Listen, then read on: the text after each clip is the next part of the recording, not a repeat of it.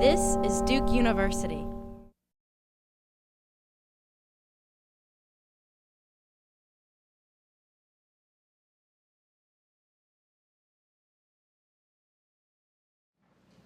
right, good morning. My name's Johnny Fu. I'm a second-year MBA student here at the Fuqua School of Business at Duke University. I'd like to welcome everybody to the Duke University Energy Conference, to Duke University, and to Fuqua. Today's event is the culmination of many months of hard work between many student clubs and organizations here at Duke University, and it should be a fantastic event for all of our attendees and our great speakers. And with that, I'd like to have everybody join me in welcoming Dr. Rich Broadhead, President of Duke University.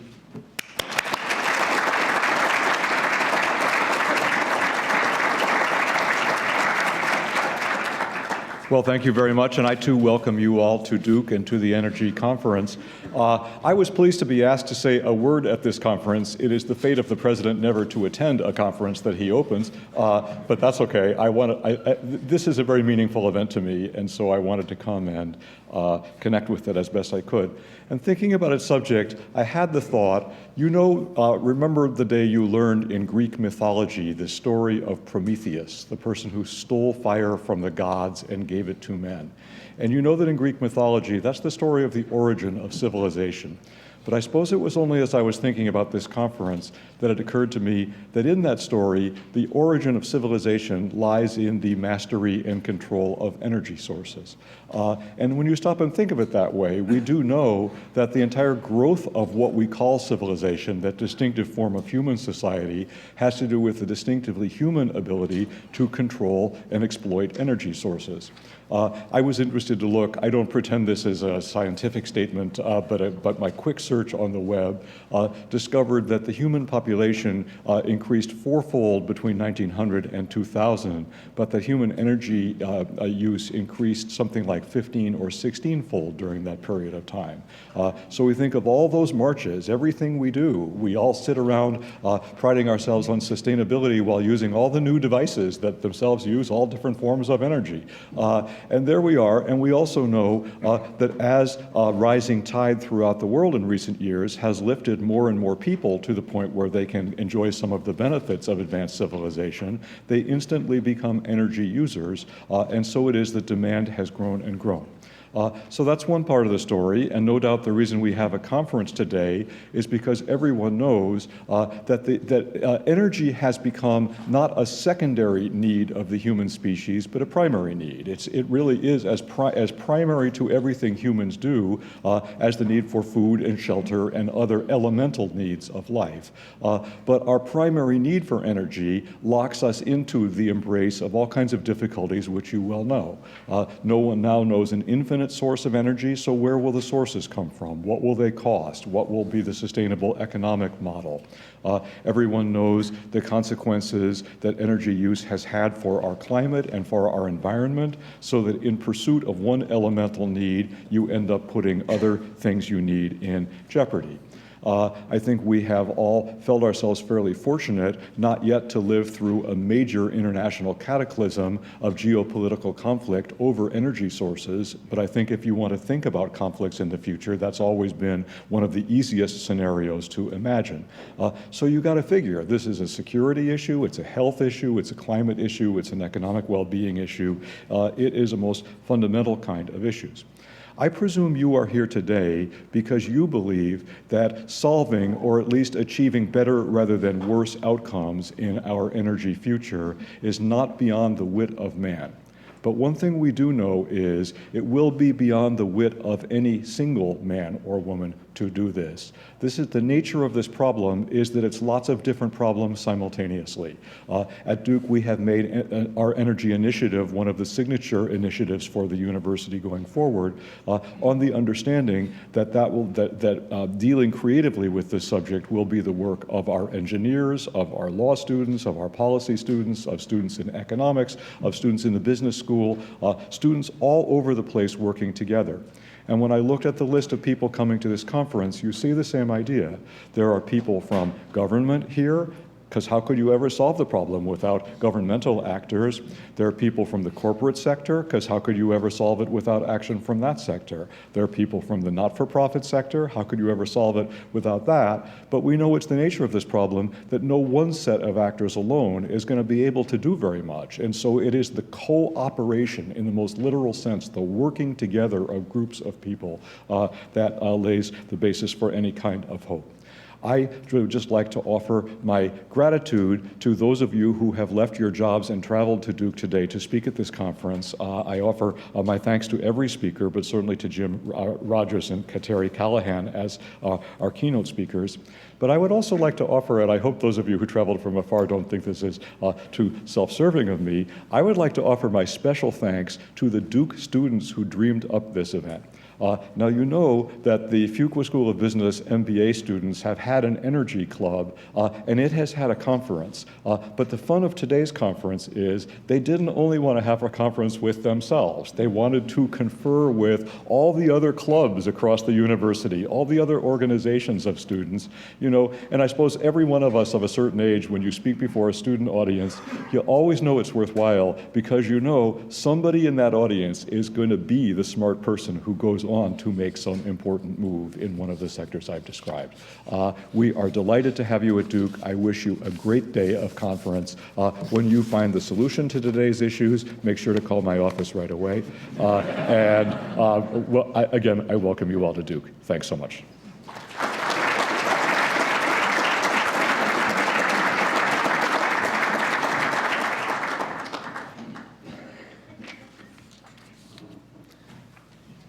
Greetings. My name is Tim Perfett. I'm the director of the Nicholas Institute. I first just want to pause and sort of appreciate the eloquence of our president. I saw how wonderful it is for him to come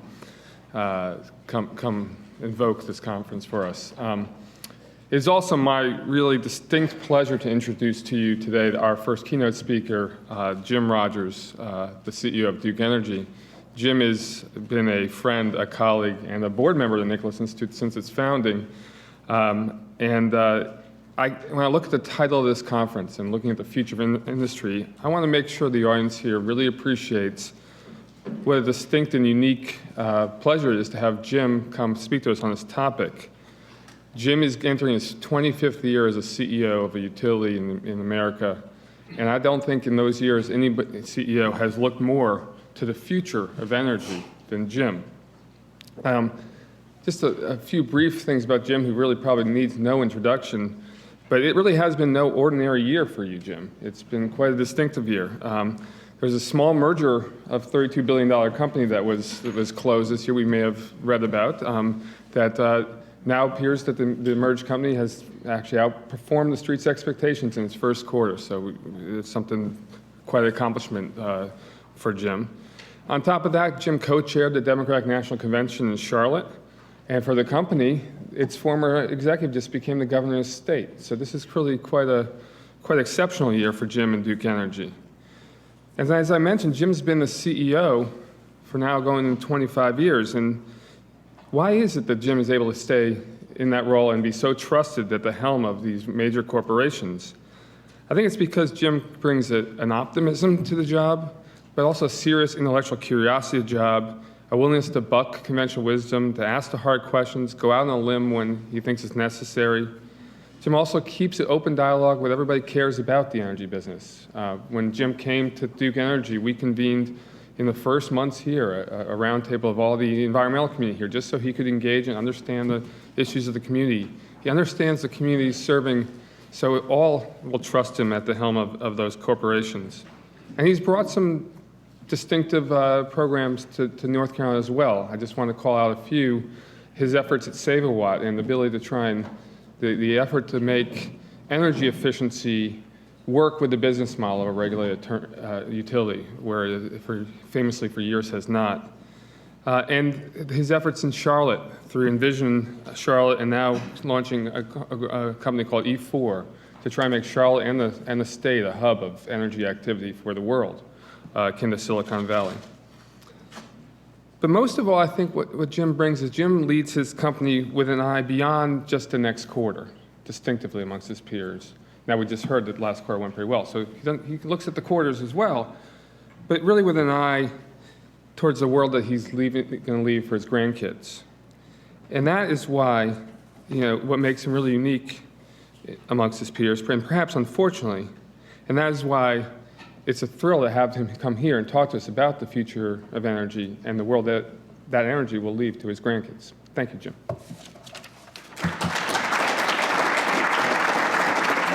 Great introduction. Thank you.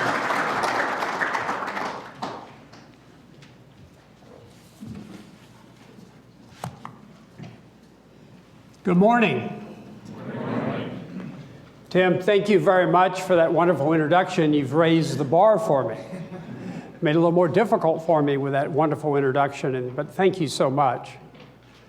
I am really delighted to be here today and to talk about the power sector and the future of energy, not just in North Carolina, but in the United States and around the world. But I want to start our conversation today, because I look up at the clock, and it's 9:01. I'm going to do my best to talk for only 20 to 25 minutes. Then I want to open it up to questions. And because I think questions allow me to address what's on your mind, and more importantly, for us to have a rich conversation, one where I can learn from it, but it also allows me to address the issues that are important to you. Now, when we get to that part of the Q&A part, I want to challenge you to ask me the toughest, most provocative question you can ask me. And I'm going to grade you based on how tough it is. Plus, earlier this month, I talked to the Harvard Energy Club. I'm going to compare you to them. Okay? I'm going to find out who can ask me the toughest questions. Do they come from Cambridge? Do they come from Durham? So that'll be kind of an interesting session. But first, let me begin with some very important starting points. First, our company has a mission of providing affordable, reliable, increasingly clean electricity in safe and sustainable ways, 24/7, 365 days a year. Pretty straightforward mission, but a tough mission. It's a tough mission because we have to do the trade-off between affordability, reliability, and clean. We try to work hard to not fall into the trap of either or, it's affordable or clean, but the way to do both. That's a very important way to think about it. So the trade-offs, the balancing, drives almost every energy and environmental issue we face. The second thing is that we have the good fortune of having a portfolio of ways to generate electricity, in stark contrast to the transport sector, which only is reliant today on oil, increasingly on hybrids, on electric cars, but really on oil. In our business, we have a number of ways to meet the demands of our customers. First, we can invest in energy efficiency. I believe the most energy efficient power plant we build is the one that we don't build. So investments in energy efficiency are very important. We can generate electricity and meet the demands with nuclear, with coal, with natural gas, and with renewables. Each plays a role. Each has a history. And quite frankly, the history of all those alternatives is a function of what part of the country you live in. If you live in an area that's rich in coal, you generally build coal plants, or gas, like Texas. Or in the Carolinas, 50% of our electricity comes from nuclear, because we led the country in the development of nuclear. And as a consequence of that, we're able to provide reliable electricity with a small carbon footprint on a relative basis. And because we did it early, our cost structure is very low and 20% lower than the national average. So this portfolio idea is very important. And a lot of the debate is, well, what do you build? And that is something that I think that we will talk about in our conversation today. So if you think about our mission, think about the portfolio, and also think about where we've been. And I think that is really important. Go back 100 years. 100 years ago, actually more like 120 years ago, is when Edison and companies were beginning to generate electricity. And the power plants were built in the cities. And there was competition. And if you saw pictures of cities, well, first of all, because they burned coal in fireplaces, because they burned wood, you could hardly see your hand in front of you in cities like Chicago and Detroit and Pittsburgh, just name the city. And then as they developed electricity, you saw the wires everywhere, because different companies were selling. On the same block, it might be 4 companies selling to. But then it evolved. And think about when we started down the road, because we used kerosene, we used coal in fireplaces and wood. Who could have imagined when we started down this road what electricity would enable as we march toward providing universal access to every home and every business in our country? Could you have imagined in 1900 that you would have enabled refrigeration, that you would have enabled X-rays, MRIs? Could you have imagined that you would have enabled computers, the internet? Other people invented it. Now, if you're supporters of Al Gore, you know he did. But the reality is, who could have imagined that we enabled radios and TVs in the modern world? We could never imagine that when we started down that road. And yet today, we're at a critical point because everyone has access in the US to electricity. In stark contrast to the world, there's 1.3 billion people who have no access to electricity, no access to the modern world. And that's an interesting conversation in itself, what the consequences of that are. But the other thing is, we're at a very critical point because we're starting through a transformation in our industry. And as we marched down the road, it became monopolies where we granted franchise to serve because they didn't want all the competition because it'd be more efficient to do that. We marched down the road where we had to, nuclear was the first real technological innovation. And then we marched further down the road and they said, well, let's try deregulation of generation.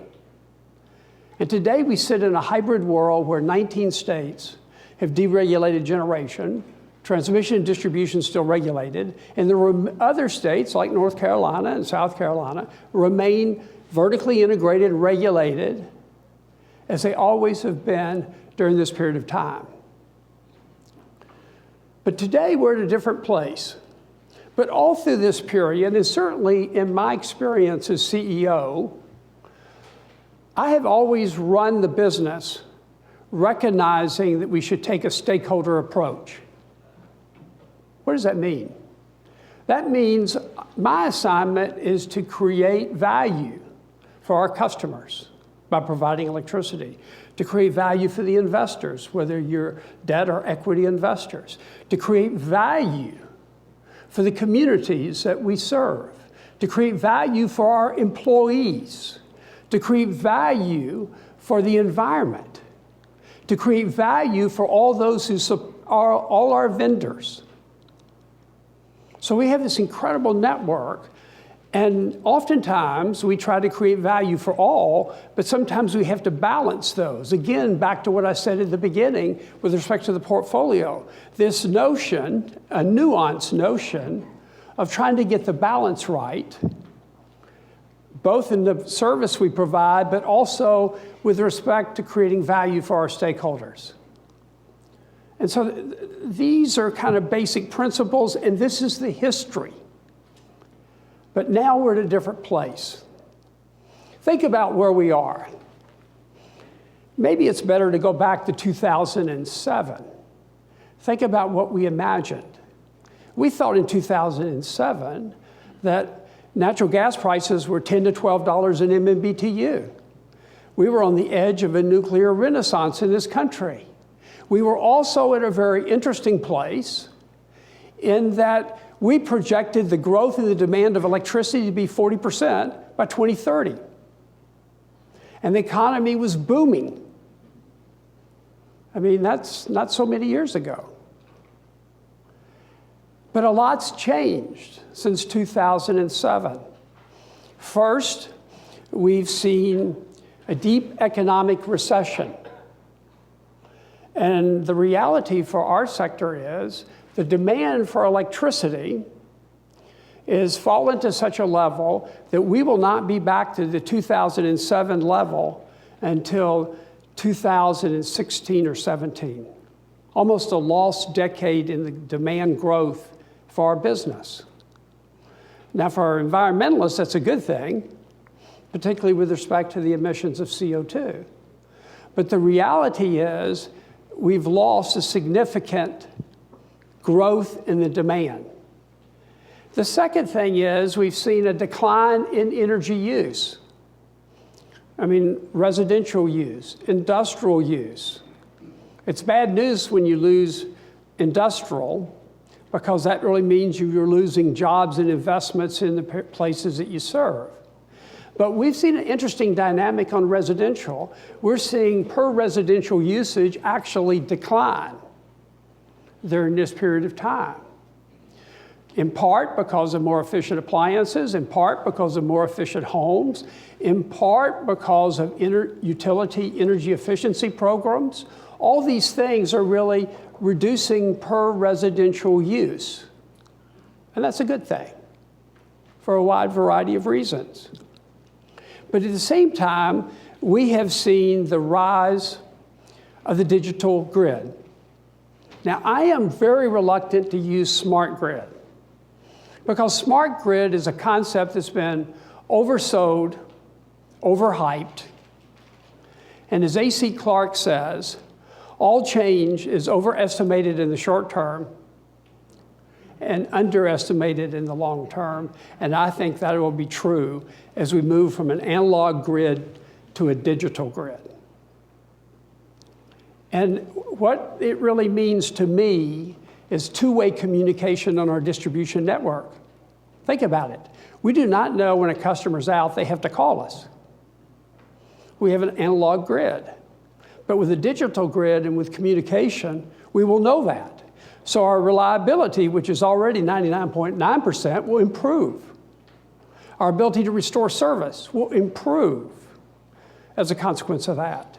Also, the digital meter is going to lead to significant changes in our ability to help our consumers reduce their use of electricity. And I'll come back to that in a moment, because that's an important part of what the future looks like as we look to the future. So the smart grid has been part of it. Another part of the story is really shale gas. It is transformative, I think maybe more transformative than even nuclear was in the 60s and the 70s. I mean, think about our mix of use of electricity in 2007. About 19% gas, probably 50% coal, 20% nuclear, the remaining hydro and renewables.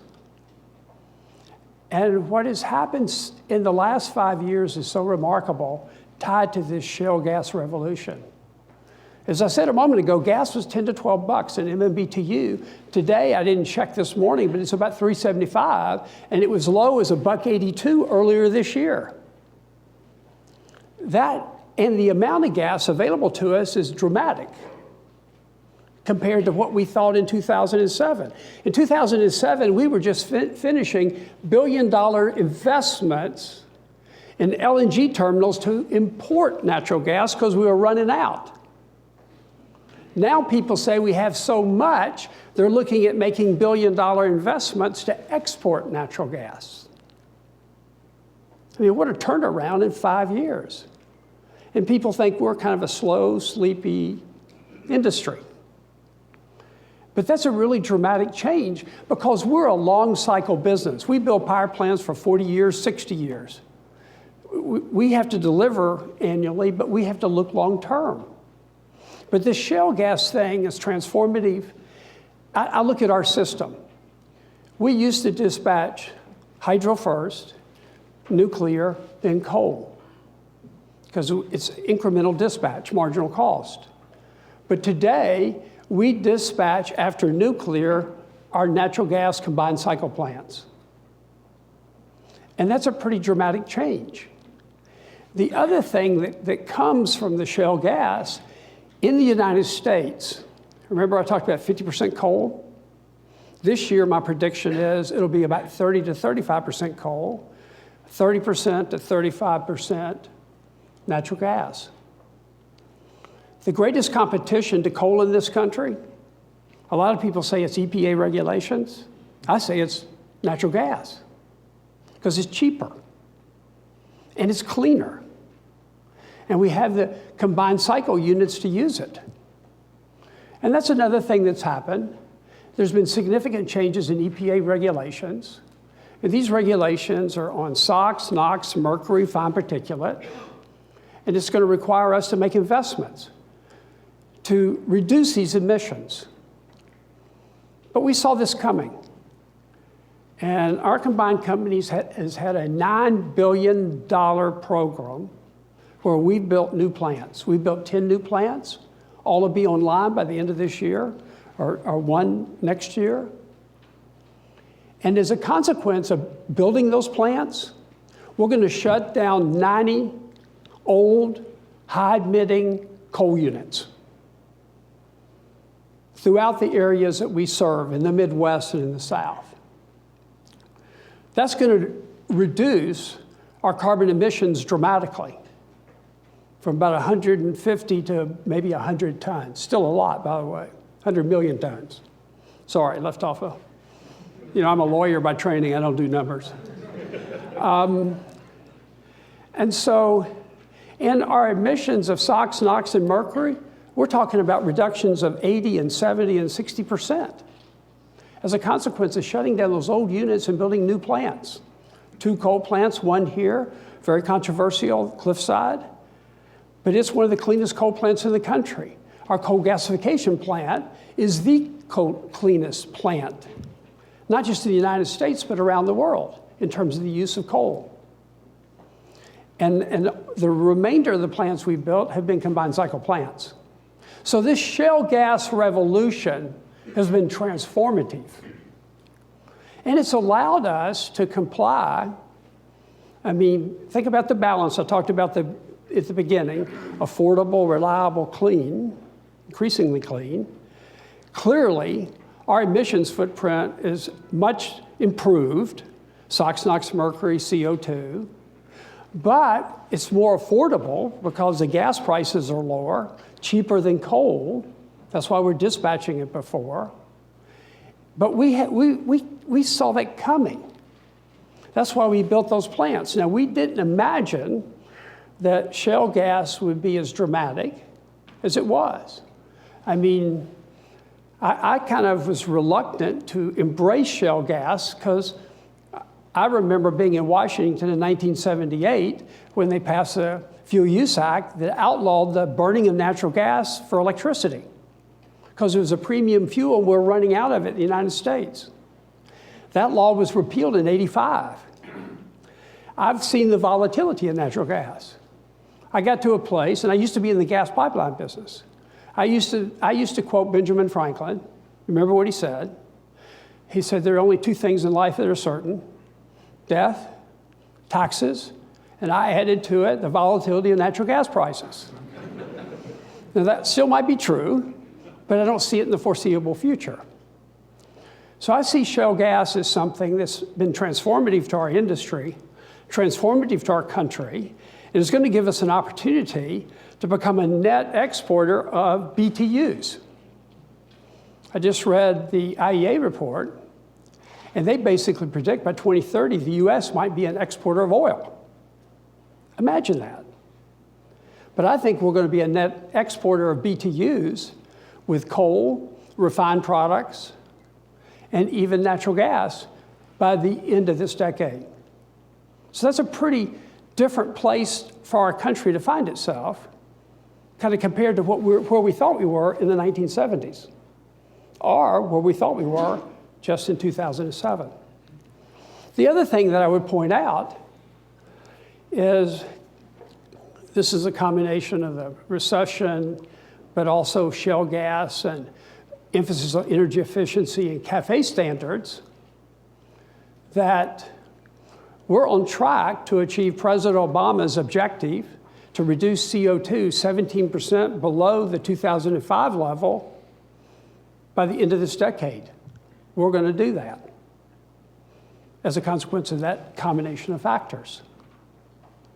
And so as a country, our carbon footprint is coming down faster than anyone imagined, primarily as a result of it. And I'll give you one quick story, because I think it's an important story to tell. Shale gas is amazing to me on several levels. It's amazing because the majors aren't the ones that discovered it and developed it. Now, they're buying up all the companies because they got huge balance sheets and the ability to do the development in a responsible manner. But it was really developed by George Mitchell and a company called Mitchell Energy, which was subsequently bought by Devon. But what George Mitchell was determined to use horizontal drilling, which is an innovation that occurred in the 80s, use fracking, but fracking in a different formations. Fracking had been done for a long time, but not in that far below the earth and in these kinds of formations. And he worked on it. And everybody said, whoa, what great entrepreneurial capability. All done without the government. Not so fast. Because the typical seismic capability that we had didn't really identify these molecules of oil and gas, maybe a mile below the surface. They didn't identify it, but it was a technology the Department of Defense had developed to basically, during the Cold War, to hunt Russian submarines.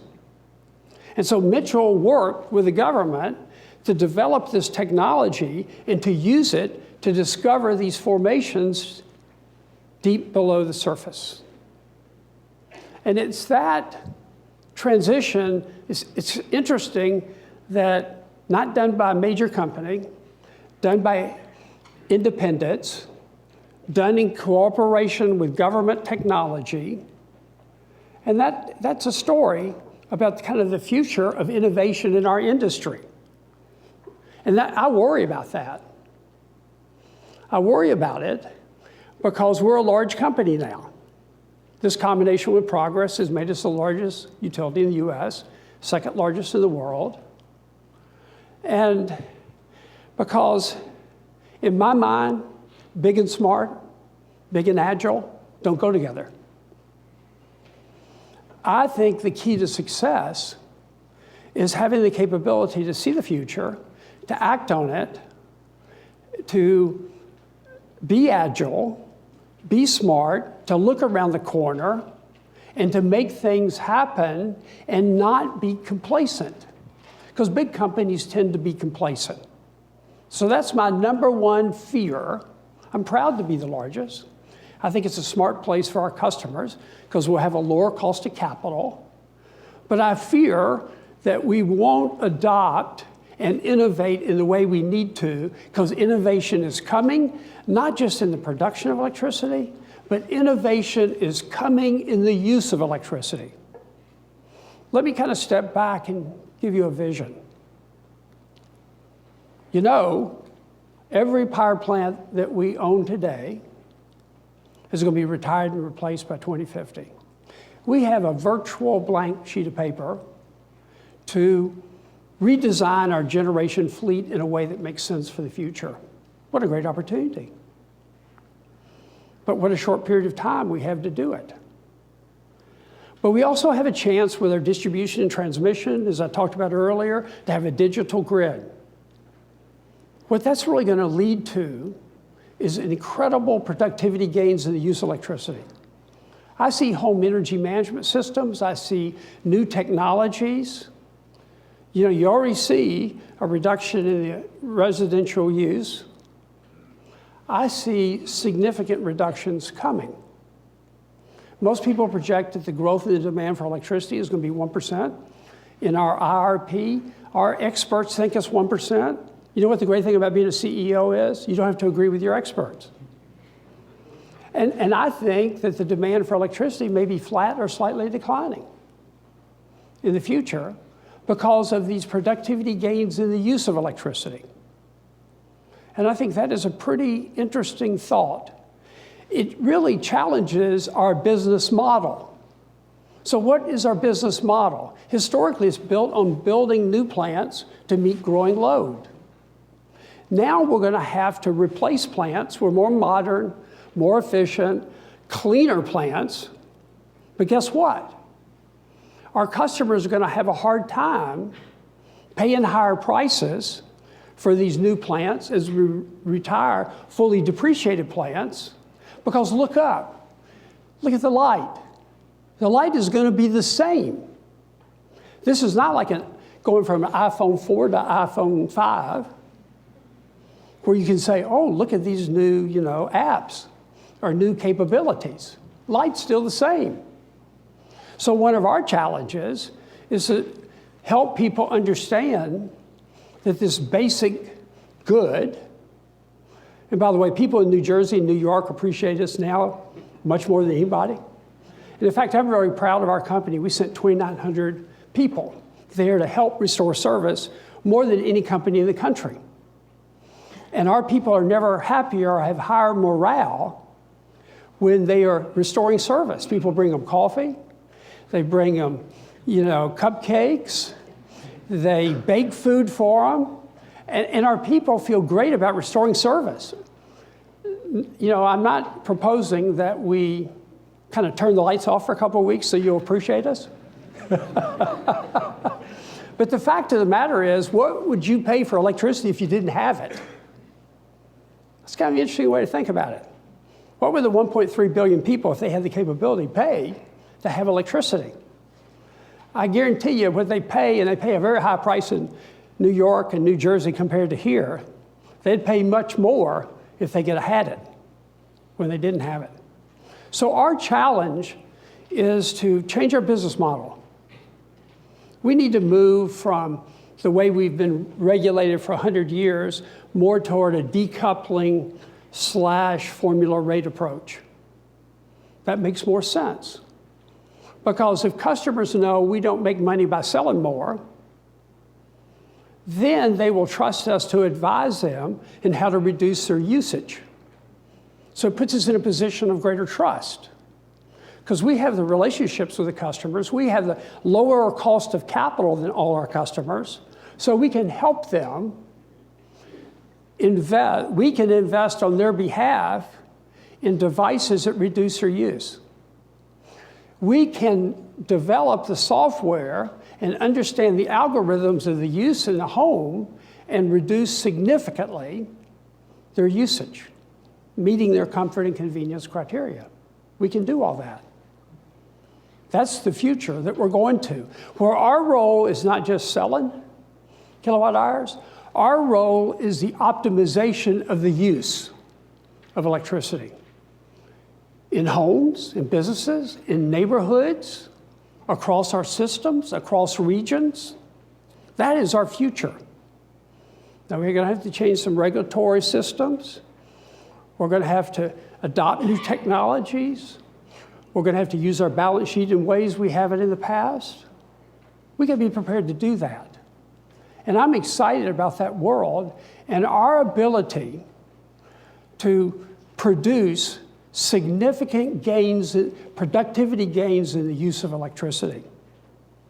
We have the ability to do that with a new business model as we move through the 21st century. Okay, it's your turn. And as I like to say, bring it. Bring your best.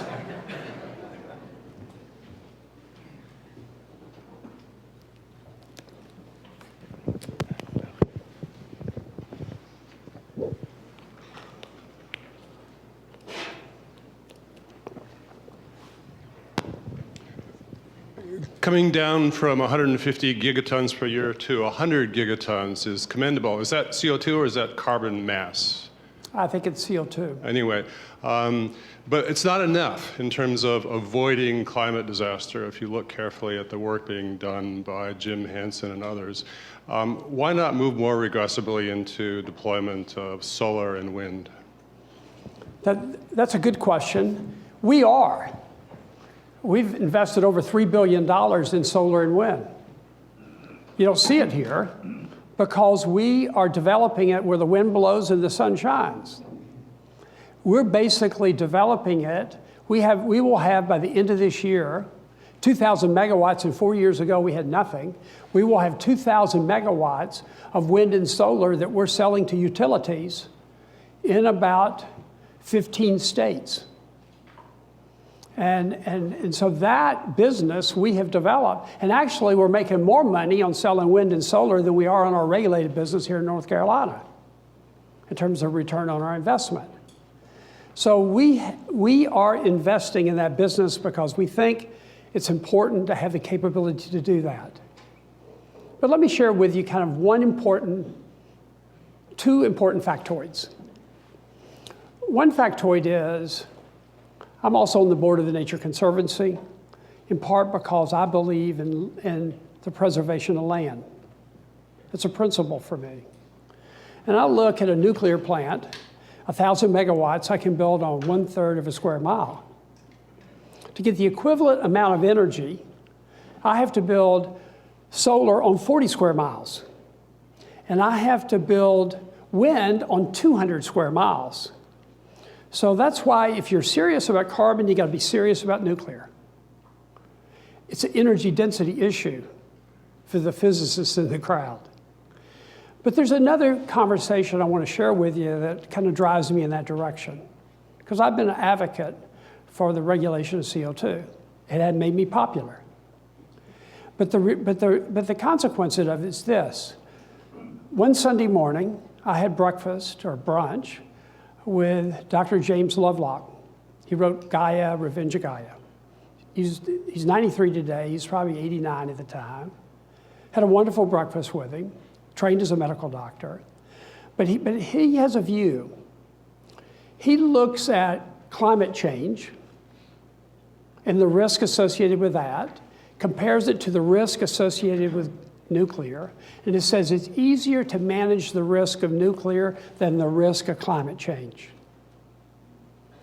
And if you think about that, and he said to me then, and I think it's really sort of interesting seeing the future, he said, I'm worried about New York, I'm worried about London, because when the storms come and when the oceans rise, they're going to be most affected.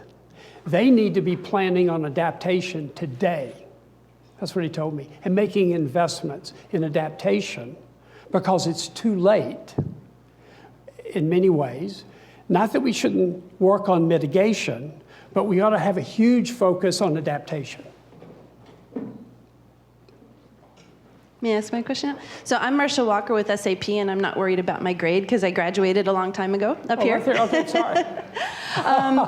But we are in an institution of higher learning, and I loved what you said about the digitization of everything that you're doing and that your job is for optimization, because I absolutely see that as well, and thank you for not liking smart grid. I hate that term as well. But that comes with a very different skill set, being able to do that optimization and balance all of those different factors that you talked about. And what I find is that people people don't know what they don't know. So they take a statistics class in their freshman year and they think they're experts in predictive analytics and modeling. What is your company doing and what are your peers doing to develop the skill sets of the upcoming generation, and what types of different skill sets are you seeing as needed for success in the energy field? That's a great question. I mean, let me just stay on that, because you've kind of opened the door to data and what I call big data. Historically, we only had 12 touches a year with a customer, 12 data points. And it ended up being kind of reading their meter. With a digital meter, you're going to really have, millions of data points with respect to their use during the course of a day. And so how to manage big data is going to be a huge challenge, and we don't have that skill set. I know. Well, there are companies. I have a niece, actually, that works for a company in Chicago that really is all about how do you ask the right questions with data and try to tease out insights. There's a company that I met with in Palo Alto that really does this for large banks and has a capability to detect fraud. And fraud is a hard thing to detect. But they've been able to take data, ask the right questions, manipulate that data to get the right outcome. So I think that's a skill set that we're really going to need. The notion of developing technologies, I'm a chief technology officer, and over the last 4 or 5 years has looked at over 700 technologies, and we have a funnel, and we're developing the technologies and doing pilots. And so that ability to pilot technologies to see how they can be improved. The meters we're deploying in Ohio, we helped design. We just didn't take it off the shelf from the company that provided it. We found a company that would work with us. The only thing we will change on that meter in the future is a communication device. As those communication capabilities change. So the skill sets are really skill sets around building a new fleet, skill sets around how to use data. I mean, we don't have the capability yet to write the software and have an understanding of the algorithms of use within a home. Did an experiment in Charlotte, 100 homes. We reduced their peak usage 20%, and they saw no change in the quality of service. But we put sensing devices, and to give you an example of how it works, when someone would turn on the dishwasher and send a signal to the refrigerator, it would cycle down, but it wouldn't come on until it cycled down enough. Dishwasher would kick in, and then when it completed its work, it would send a signal back to the refrigerator, and then it would cycle back up. So we reduced their peak usage 20% and saw no change in quality of service. So it's understanding how to use that data and how to use these new technologies to help search the technologies. Those are skill sets we're going to need to really succeed in the future. Hello, Mr. Rogers. Yes. My name is Mark Carigliano. I'm a professor of alternative energy at the Keynote Flagler Business School. And I teach my students on climate change, and I know you've been active in crafting policy on climate change.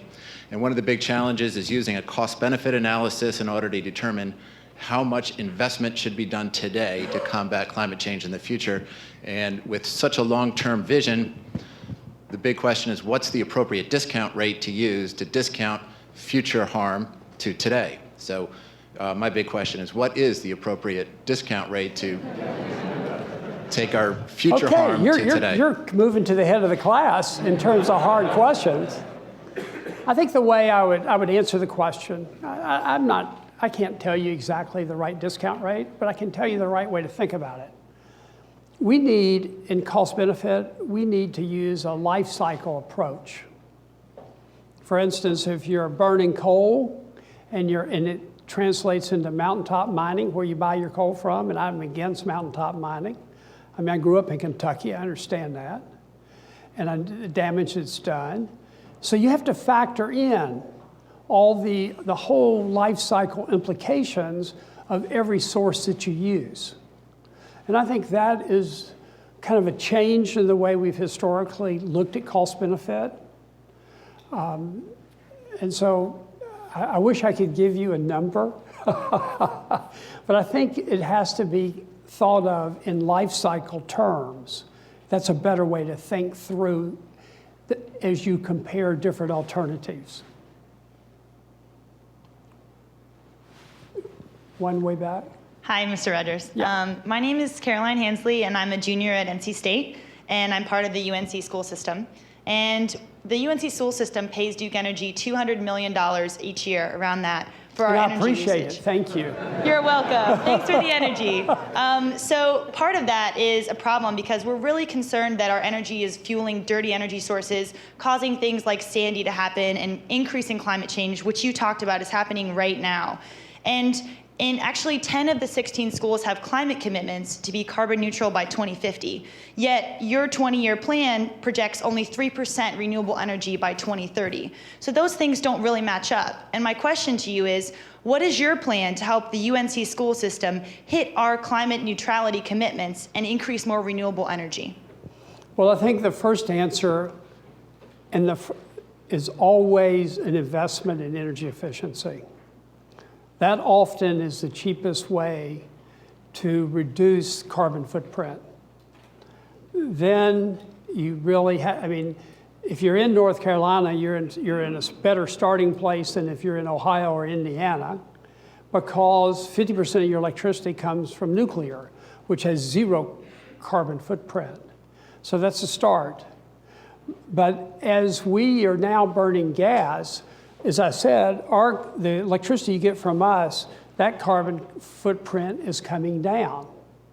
And it will come down further as we retire our plants over the years. So we're on a trajectory of reducing it.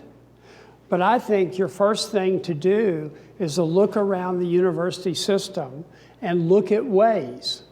I will say a competitive school in the ACC came to us and said, can we buy all nuclear? Because we want to win the contest, because then we'll have zero carbon. And I had our people look into it, because it kind of sounded like a clever idea. And we couldn't find a way to structure our tariffs to really allow that to happen. But I do think you're thinking about it right. Renewables are part of the answer, but they're not a complete answer. A key part of what's undermined renewables is low gas cost. Because people say, well, if you have to build gas to back up renewables, because it doesn't, you only get electricity when the sun shines or when the wind blows, and the battery technology is not there yet, but it will be there, it's coming. Although I'm reminded of what Thomas Edison said in 1890. He said that battery technology will transform our industry and its development is just around the corner. It's just been a long corner. But I think the important point here is all these things need to fit in. But as I said a moment ago, start first with energy efficiency. Mr. Rogers? Good. Sorry.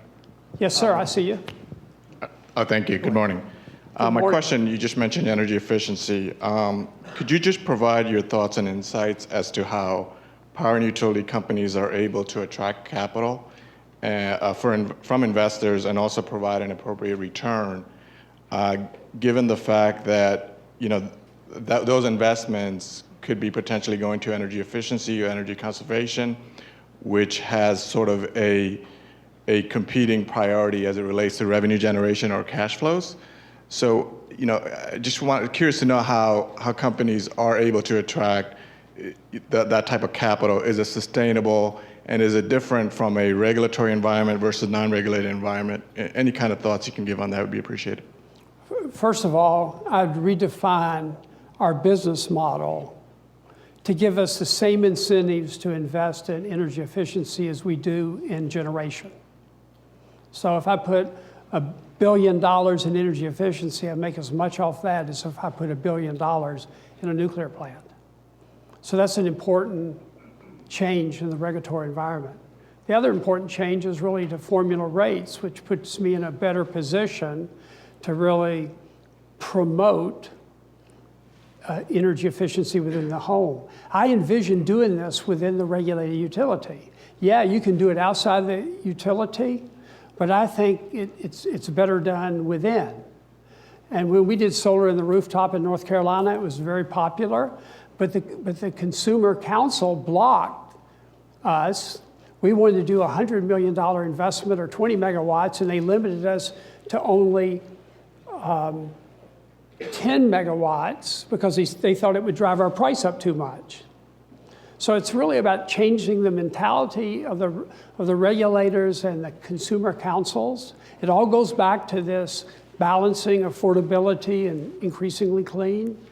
But I think at the end of the day, if we get the regulatory environment right in this state, you'll see more investment in energy efficiency, and we'll still be a strong, growing utility, because here's the reality. As I said earlier, we got to retire and replace every power plant we operate, and that's going to drive rates up, and that's where the cash is going to come from, not from the growth in demand. Mr. Rogers, I'm actually a ringer in that I used to work for the company, so you should know that in all fairness. Okay. But one of the questions I had was about energy Did you have a efficiency. good experience? I had a great experience. I know Lee over there. I just getting ready for your question. The answer you expected, right? My question is about energy efficiency. Now, I was with the company, and this is not unlike many utilities. Energy efficiency sometimes is seen as revenue erosion, time of use meters, et cetera. And I realized that you mentioned innovation and a business model that's different. I noticed that Lee's here, who kind of shoulders that innovation responsibility for you. But I'm concerned about tariff structure. Once you've installed smart meters, and so you've gotten rid of one customer complaint-driven issue, you still have things like street lights and such, which are still simple. You're long in generation, especially at night, but yet when the street light goes out, it's very visible. It creates a lot of customer calls and requests, and that's also moving to digital means, LED lights and such. So there's the innovation, but there's also the long regulatory and tariff building process. Many cities are looking at LED lights or networked LED lights, and yet to get a tariff from the utility, it seems that the utility is a bit disincented to do so, because generation is ample at night, and the savings are fairly small, but the savings are important to cities that are struggling for cash. So it's a struggle between innovation and how do you speed up the tariff creation process so that you incent yourself and the cities to invest in LED technology, or especially networked LED technology. So now you know when the light's out before someone has to call and tell you the light's out. That's a really good question, and it really goes to the heart of how we have to transform our business, how we have to transform the regulatory regime. We have to take a long view. We can't have a short-term view, oh my goodness, we can't do that, that's going to reduce the demand. And if that reduces demand, that is bad. And I think built into our culture has been a little bit of that. Because we always knew that the greater the demand, the more power plants we built, the more money we made. Good thing. And the greater the demand, the more units you have to spread your fixed cost over so you keep your costs down. I think one of the things you have to come to grips with is that the real price of electricity has been flat for 50 years in the United States. Real price. But the real price of electricity is going to rise dramatically as we modernize our generation, transmission, and distribution. When I talk about productivity gains in the use of electricity, like LED lighting for cities, we need to take this long-term view and help them reduce demand, because I know their prices are going to go up. And so people are going to be unhappy when prices go up, and they go to any public hearing and it's clear. But the reality is we're cleaning up our system, reducing the emissions, but we need to change our thinking and embrace these ideas. But then we have to go hand in hand to the regulator to convince them to change their ideas about how we do business, because they are a product of the past as we are. So we have to change, they have to change, and by us all changing and embracing this future, our customers will be better off, and the communities we live in will be more sustainable. over the long term. So that's the kind of thinking that has to be embedded, not just in the mentality of the people within our company, but also in the legislature, at the regulatory commission, and at the public commission, at the public staff. Mr. Rogers, thank you for coming today. My name is Richard Bethune. I'm a first year here at Fuqua. Shale gas looks very attractive right now, but will utilities become over-reliant on it? And if you believe they will, how can they avoid this predicament? Thank you. Now, that is also a very good question. It's a good question because it's going to be the temptation of regulators and others to build all gas all the time. And that undermines what I said at the very beginning, this portfolio approach. Because who would have predicted, just the history of gas, where it was unlawful to burn gas for a period of time, and the great volatility in the price of gas over time. Who would predict it to be so cheap and maybe so available for so long? So thank goodness we kept that option alive. But in the same way, we need to keep the coal option alive, but advancing technology like our coal gasification up in the Midwest. We need to keep nuclear and small modular reactors and the research and development on small modular reactors. I just noticed the other day where B&W got a grant to really push that further. We have to keep all of these options alive because I don't want to get overly dependent on any single way of generating electricity. That would be bad. This all gas all the time could undermine the viability of our ability, or undermine our ability to achieve affordable, reliable, and increasingly clean electricity over time. So again, in life, it's not one or the other. It's kind of a balance of all. And that's why I'm reluctant to take anything out of the portfolio. But that's going to be hard to do because people are going to push build gas, build gas. And the interesting thing is happening in the markets that have been deregulated is that, because we're in that market, coal plants aren't running, so they're getting shut down. You just read the other day where a nuclear plant in Wisconsin is being shut down.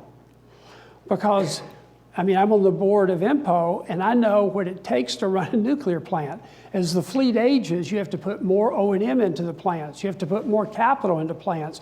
You have to do more modifications. But if you're in a competitive market where gas is $3.75, that's why you see the margin is really squeezed on nuclear plants in competitive markets. And if they go offline, nuclear in the United States, it represents 70% of the carbon-free electricity in this country. And so we need to make a transition there. But your question is good, and it's a challenge that we have, because people tend to fall in love with the flavor of the day. And that tends to be the flavor of today. We have time for one more question. Go ahead. Okay. Hi, my name is Mohammed bin Yahya. I'm a first-year student here at Duke University. I'm going to follow up on the gas issue. As we know, and as you mentioned, there is a huge reserve of gas, and there is a big debate whether or not to export this gas in the short term. On one side, the oil and gas companies want to export this gas to be able to invest and to finance their growth. And on the other side, the industry want to take advantage of cheap gas to build a competitive advantage and to be more profitable. So what do you think is best for the U.S. economy in this gas issue? Thank you. First of all, that question is above my pay grade. But I'll try to share how I would think through it. Dow Chemical made a decision to build a chemical facility in Louisiana because of the availability of low-cost gas. They would have built that outside the United States, but for the fact that we have shale gas today. And that investment creates jobs, which is good for our economy. If we start, and it's going to be a great temptation for companies to sell gas that's selling here at $3.75, Because if you go to Europe, you can sell LNG at 10 to 12 bucks. If you go to Asia, it's somewhere between 13 to 15 bucks an MMBTU. So they're going to want to sink $1 billion into the liquefaction of gas and export it into those markets. I mean, the ARB on that is huge. And so the public policy question really is, how much should we export? And shouldn't we keep that? Because I view gas as a great bridge fuel to technologies we've yet to develop, like small modular reactors and other technologies. And so I think it's a tough trade-off. I think it makes sense to allow some export. The tougher question is how much? Because if it translates into driving the price back to $12, I mean, that all the gas all the time scenario, we're screwed. Because those that are heavily dependent on gas and it's $12 an MMBTU, that's a bad day for those customers. So I think it's a little bit of protect it, keep it for ourselves, allow a little export, but not too much. Because as more and more companies get dependent on it, as companies like Dow make decisions, and it creates jobs here, we need to be mindful of job creation in the US, and the lower the cost of our energy infrastructure, the better our ability to attract investment and create jobs in energy-intensive industries. Well, thank y'all very much. Y'all have asked some very good questions.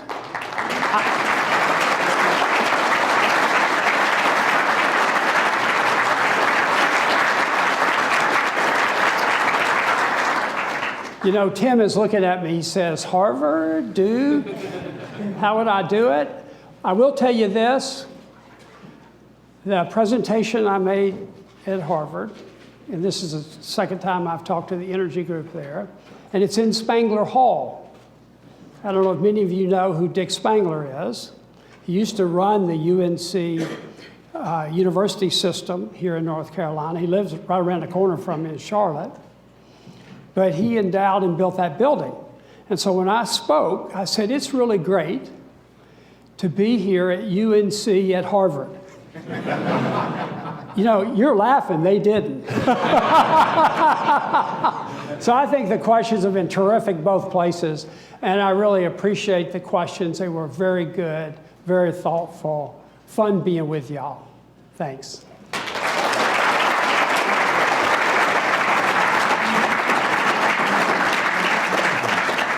As a small token of our appreciation for coming to speak, we have a small gift for you. Thank you very much. All right. So we're going to do a 10-minute break before our next panel starts. I believe the coffee has been refilled, so you can go and grab a cup of coffee if you want. And please join again at about 10:05. Thank you. Produced by Duke University. Online at duke.edu.